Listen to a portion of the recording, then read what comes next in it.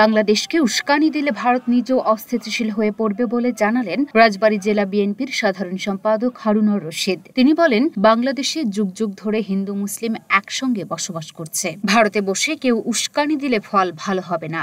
ওয়ালটনের পণ্য কিনে জিতে নিতে পারেন নগদ 20 লক্ষ টাকা। Double million offer! Walton fridge কিনে পেতে পারেন 20 লক্ষ টাকা। রয়েছে কোটি কোটি টাকার নিশ্চিত উপহার।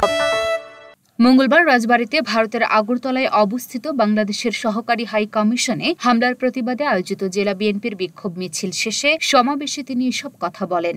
বিগত 17 বছর এই দেশে যত দুর্নীতি হয়েছে, আমার কাছে এখনো মনে হয় ভারতের ইন্ধন আছে।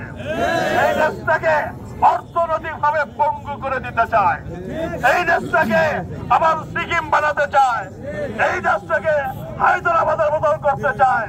কিন্তু এইটা দুঃস্বপ্ন, এই দুঃস্বপ্ন ভেঙে চুরমার করে দেবে ইনশাআল্লাহ। এই দেশের জনগণ জেগেছে এবং এই দেশের জনগণ এই দেশ পরিচালনা করবে।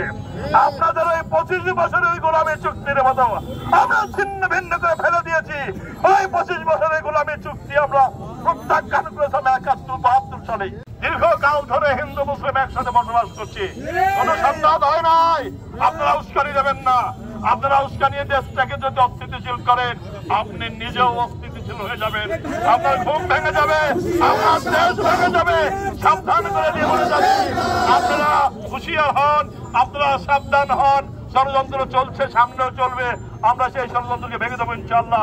এ সময় বক্তারা বাংলাদেশি হাই কমিশনে হামলার তীব্র নিন্দা ও প্রতিবাদ জানায়। বক্তারা বলেন, বাংলাদেশের যে সাম্প্রদায়িক সম্প্রীতি পৃথিবীর যে কোনো দেশের থেকে কিন্তু উচ্চতরে আসেনি। আপনি ইসকন নামক একটা সংগঠনে আপনি যুবলীগ, ছাত্রলীগ, আওয়ামী সন্ত্রাসীদের উস্কানি দিয়ে এদেশে আপনি আবার একটা অস্থিতিশীল পরিবেশ তৈরি করতে চাচ্ছে, একটা নৈরাজ্যকর পরিস্থিতি তৈরি করতে চাচ্ছে।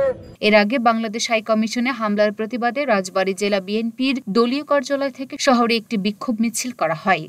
মিছিলটি শহরের প্রধান সড়ক ও বড় বাজার এলাকা প্রদক্ষিণ করে রেলগেট সংলগ্ন মুক্তিযুদ্ধ স্মৃতিস্তম্ভে এসে শেষ হয়।